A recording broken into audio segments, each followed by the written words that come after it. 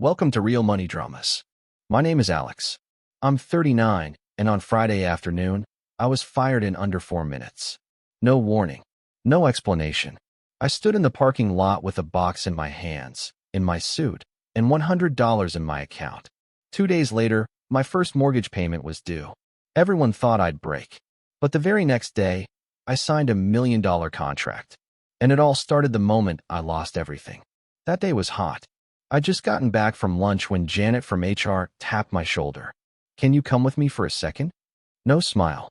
No eye contact. Inside the beige conference room, Paul, my manager, was already seated.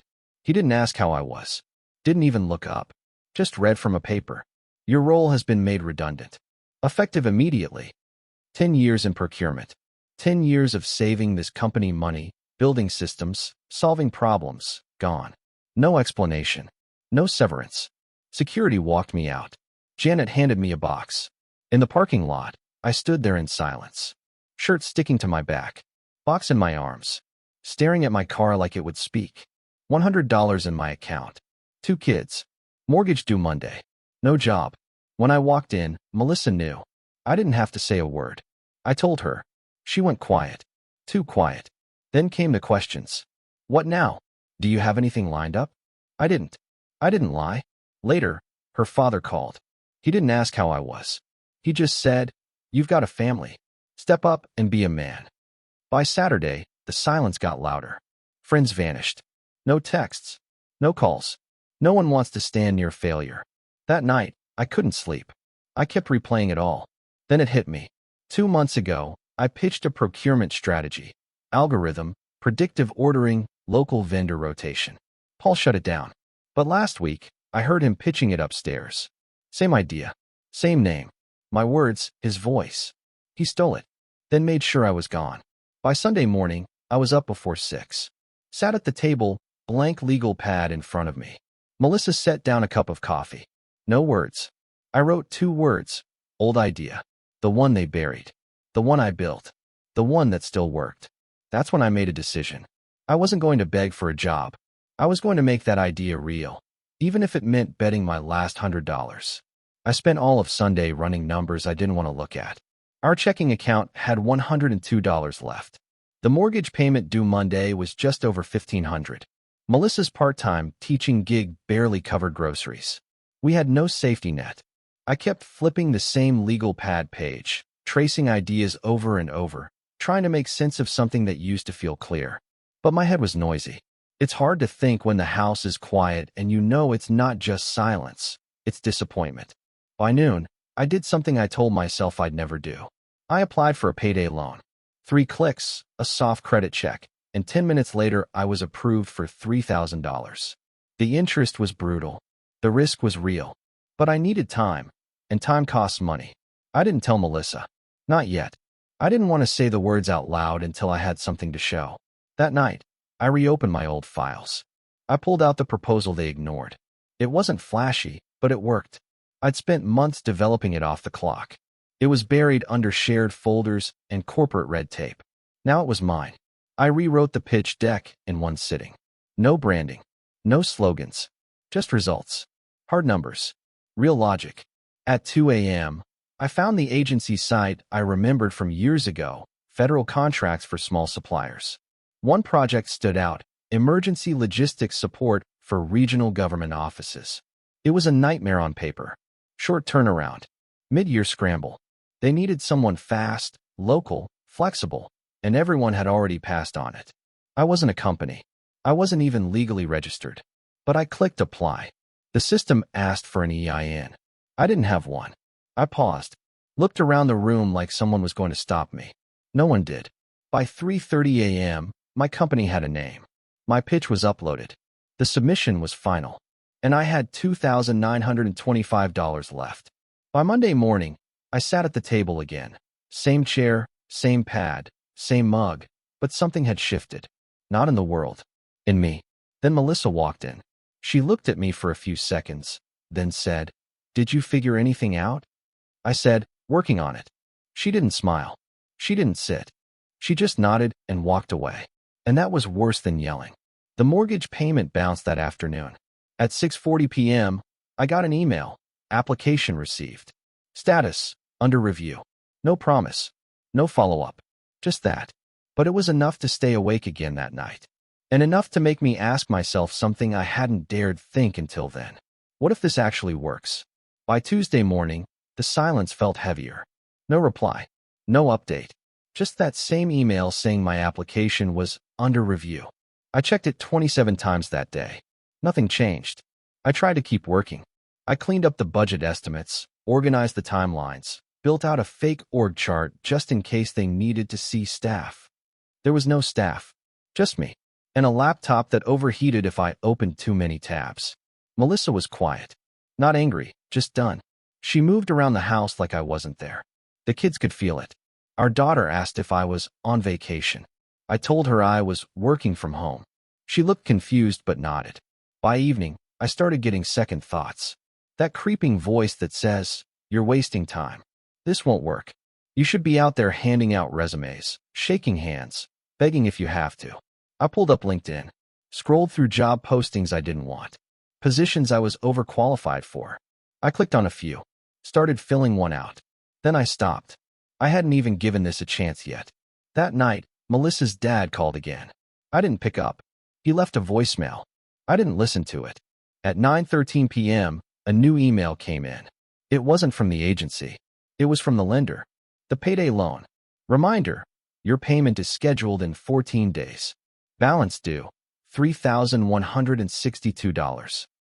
I stared at that number. That was the cost of the chance I just took. I hadn't earned a single dollar from it. Just paperwork, stress, and a countdown clock now ticking twice as fast. At midnight, I was back at the kitchen table. Not working, just sitting. And then I got the message that almost broke me. It was from a former coworker. Guy I trained. Helped get promoted. "Hey man, sorry to hear about what happened. Paul's been pushing your model all week. Looks like they're building it into next quarter's plan. Crazy stuff. Anyway, if you ever need a reference, let me know." I stared at that message for a long time. Then I deleted it. I didn't want a reference. I wanted what was mine. But right now I had nothing. Not even proof. Just a fake company. A loan. A bounced mortgage payment. And a silence so loud it made the house feel smaller every hour. At 2 a.m., I opened the agency page again. Refreshed. Nothing. And I started to feel it. Not just pressure. Fear.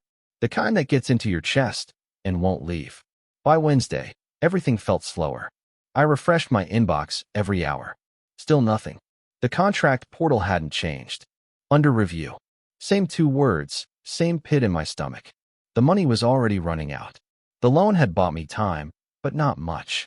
Every click, every breath, felt like I was gambling seconds I couldn't afford to lose. I tried to focus. Tried to build out the delivery plan like I already had the job. Created schedules, vendor lists, backup suppliers. None of it felt real. How do you plan for something when you're not sure it even exists? Melissa barely looked at me now.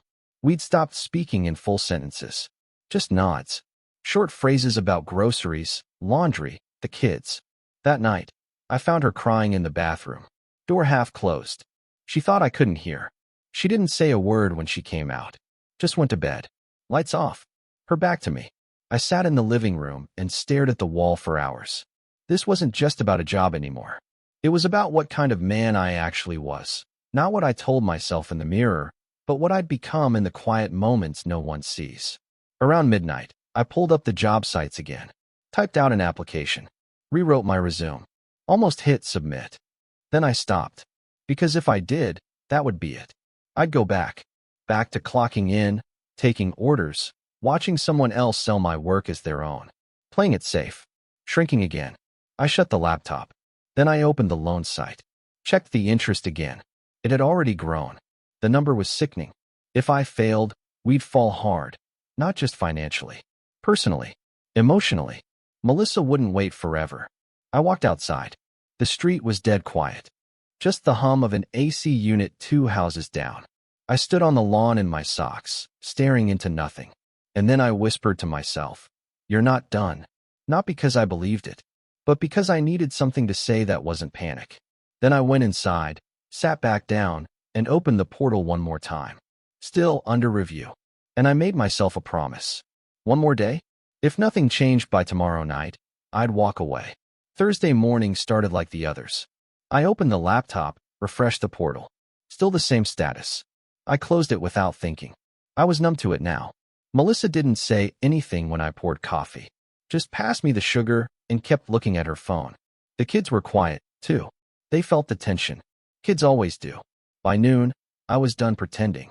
I shut down the laptop, pushed the files aside, and sat in silence. The house felt smaller than usual. My phone buzzed twice, both loan reminders. I didn't open them. I was already planning the next steps. Cancel the loan auto payment. Sell the car. Call my brother. Maybe he'd float us rent for a month.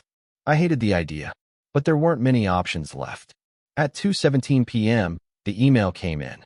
Subject line, award notification, logistics contract number 4283. I didn't breathe for a second. My hands shook when I clicked it. Dear applicant, we are pleased to inform you that your proposal has been selected for award under expedited review. Full details and contract documents attached. Please confirm receipt and readiness to proceed by 5 p.m. today. That was all it said. I read it 5 times. Then I just sat there, staring at the screen. I couldn't feel anything. No joy. No relief. Just static. At 2:30, I stood up, walked into the bedroom. Melissa was folding laundry. I said, I got it. She looked at me, confused. What? The contract. I got it. She didn't react right away, just kept holding the towel. Then finally said, is it real? I nodded. She sat down without a word. I walked back to the kitchen, clicked reply, and typed. Confirmed. Ready to proceed. Then I opened the attachment. It was real. Government seal. Terms. Timeline. Payment schedule. $1 million. Broken into 3 phases.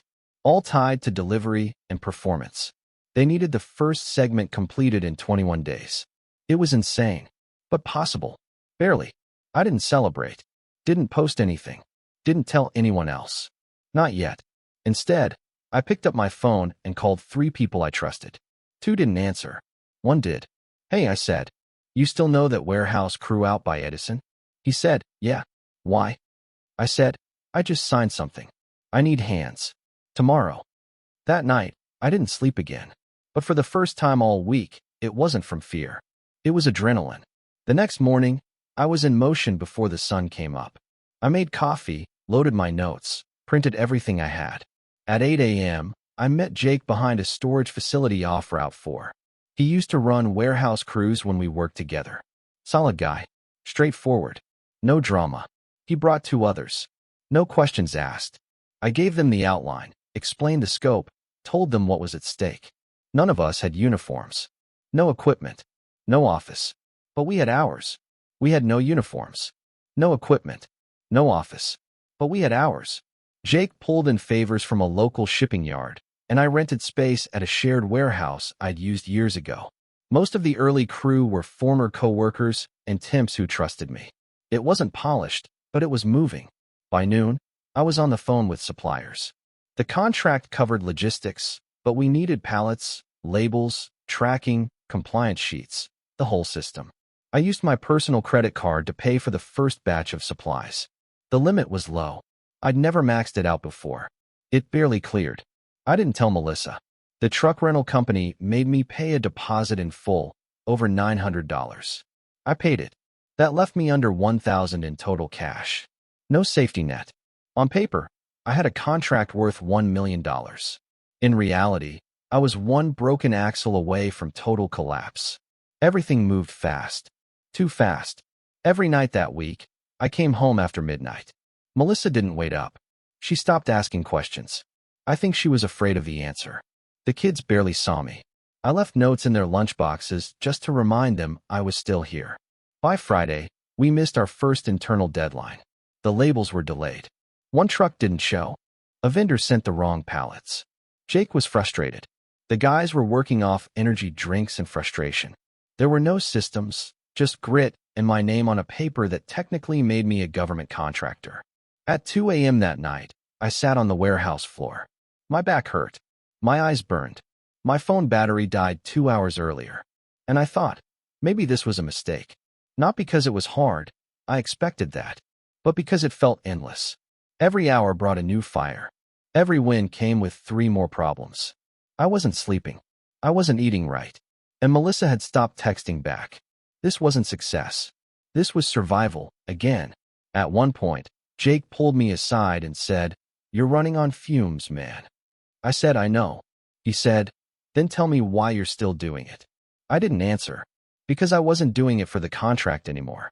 I was doing it because I'd rather fail on my terms than win by staying small. That night, I didn't go home. I stayed at the warehouse. Alone. Just me and a folding chair in the break room. And for the first time in days, I slept. We finished the delivery 2 hours before the deadline. The last truck left the lot at 5:38 a.m. on a Monday. We'd been up for 36 straight hours. My legs were shaking, and my hands wouldn't stop trembling. Not from caffeine, just pure fatigue. But it was done. I sat in the back of the empty warehouse with Jake. No high fives. No speeches. Just silence. And then I said, "It's over." He said, "For now." That stuck with me. Because he was right. It wasn't over. It had just started. By noon, I got confirmation from the agency. First phase delivery approved. Payment released. That meant $350,000, minus taxes, minus costs, minus everyone I still owed. Most of it was gone within days. Payroll, debt, vendor deposits, and 2 months overdue rent on the warehouse. I wasn't rich, but I wasn't drowning anymore. I wired payroll first. Then I cleared the loan. I didn't want that thing hanging over my head another day. Melissa didn't ask where the money came from. She just looked at the receipt on the counter and walked into the bedroom. She wasn't angry. She was tired in a way I didn't know how to fix. The next day, I came home early. First time in weeks. My son looked up from his cereal and said, "Are you staying home now?" I didn't know what to say. Because no one prepares you for what happens after the win, after the contract, after the grind, after the wires go through. You expect a feeling. Relief. Pride. Maybe even peace. What I felt was distance. Distance between who I used to be and who I was now. Distance between me and Melissa. Me and my kids. Me and my old life. I delivered. But somewhere along the way, I'd lost things I didn't know I was trading. That night, I walked into the garage. Sat in the car. Engine off. Just thinking. I thought about the box they handed me the day they fired me. I thought about the silence in our house now. And I thought about Paul, the manager who took my idea and pushed me out. He probably still sat in the same office, telling the same lies. And that's when I made a decision. No more reacting. If I was going to build something, it wouldn't be just for survival. It would be mine. Fully mine. With rules I wrote, risks I owned, and no one above me taking credit for my work. I didn't know how yet, but I knew I wasn't going back. 2 days after the first payment hit, I got a call from a number I didn't recognize. It was Paul. He started with the usual, "Hope you're doing well." Then he got to the point. He'd heard about the contract. Not from me, from someone in the agency who recognized my name on the award list. He said, "You know, we've been thinking about expanding our third-party partnerships. Maybe there's a way to collaborate." That was his word, collaborate. I didn't answer right away. He kept talking, like he already assumed I'd say yes. Said I had proven myself, said the timing was perfect. Told me I could come in next week, show the team what I'd built. Maybe even talk about rejoining. This time at a higher level. The offer was clean. Safe. Secure. A salary, benefits, an office with my name on the door. Maybe even a company car if things worked out. But all I could hear was the sound of that 4-minute meeting. No warning. No explanation. Just a printed memo and a silent escort out the door. I told him I'd think about it. I didn't tell Melissa right away. I wasn't sure how I felt yet. There was a part of me that wanted the old version of life back. The predictable one. No loans. No 20-hour shifts. No truck schedules taped to my wall. Just calm. That night, I sat alone in the kitchen and made a list. Pros. Cons: money. Hours. Stability. Risk. Then I threw it away. Because none of it captured the real cost. Paul hadn't called to offer me a seat at the table. He called because I'd built my own. And now he wanted in. At 10:40 p.m., I sent him a message. "I'm not interested in coming back. Good luck with the expansion." That was it. No explanation. No apology. The same way he gave me none. I closed my laptop and walked into the living room. Melissa was there, watching a show on mute. I sat beside her. She looked at me and asked, "Did you just turn something down?" I nodded.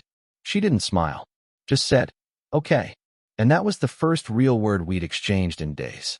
The house was quiet again, but this time, it didn't feel cold. It felt clear. The offer was gone. The door was closed, and I wasn't going back. A week later, I got a letter in the mail. It wasn't from the agency or the bank. It was from the company that fired me. Plain envelope. My name typed out like it had been spit through a template. No return address. Just their logo on the corner. Inside was a notice. Legal sounding. Cold. They were conducting an internal audit.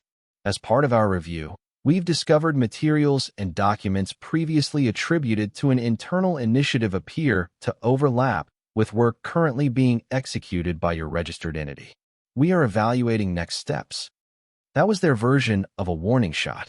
They didn't say my name, didn't accuse me outright, but the message was clear. They saw what I'd built, and now they were scrambling. I scanned the letter twice. Then I laughed, because I knew exactly what they were trying to do. Intimidate me without saying it out loud. No one wants a headline about a manager stealing from his own staff and getting exposed. So they went quiet. Corporate quiet. I forwarded the letter to an attorney I'd met during contract prep. He read it, then called and said, "They're fishing. You're fine. Don't engage." I didn't. But that night, something strange happened. I got an email from someone I hadn't heard from in over a year, Scott, a guy I used to work with. Quiet, smart, stayed out of office drama. He'd left 6 months before I got fired. His message was short. "Saw what you did. Proud of you. By the way, you weren't wrong about Paul. HR found something. Check the news next week." I didn't know what he meant. Until Monday morning. I opened my laptop. There it was, a press release buried halfway down the business feed. Procurement director resigns amid internal ethics review. No name. No details. Just a quiet exit. But I knew. And so did a few others. I didn't dance around the kitchen. Didn't throw a fist in the air. I just closed the tab and stared at the screen. It wasn't about revenge. I wasn't waiting for that. But it felt finished. That chapter. That version of me. That story where I stayed quiet, stayed loyal, stayed useful to people who'd replace me without blinking. Now I was someone else. Not better. Not louder. Just free. It's been 4 months since that call with Paul. 3 contracts later, we've delivered every one of them on time. No investors. No board. No middlemen. Just work. I don't wear a suit anymore. Most days, it's jeans, a black t-shirt, and steel-toe boots. I've memorized freight codes, learned how to fix a jammed loading ramp, and I know which warehouse vendors actually answer the phone after 6 p.m. We're not a startup. We're not a brand. We're a service that shows up, doesn't complain, and gets the job done. And that's enough. The money's better now. But that's not the part one think about. What I think about is how different everything feels. Not louder or bigger, just steadier. The panic is gone. The silence is different now. It's not shame anymore. It's space. Last weekend, Melissa and I took the kids to the lake. First full day off in months. We packed sandwiches. I turned off my phone. I watched my daughter run full speed into the water like it was the only thing that existed. Melissa sat beside me on the dock. She didn't say anything at first, just looked out across the water. Then she said, "You seem different." I didn't ask what she meant. I already knew. It wasn't about the money. It was about that night I almost gave up. The version of me who sat on the garage floor thinking it was over. That guy's gone. And not because I fought harder, but because I stopped waiting for someone to save me. No job title. No apology. No offer. No payout. None of it would have fixed what I needed to fix in myself. That had to come from standing still, broke, embarrassed, uncertain, and deciding to move anyway. I still don't know where this goes. The contracts won't last forever. The market shifts. The stress returns. It always does. But now I know something I didn't before. I can start again. Not because I want to, but because I already did. And no one can take that from me. The story ends here, but the conversation is just beginning. What do you think? Let's talk in the comments. Hit that subscribe button so you don't miss the next one.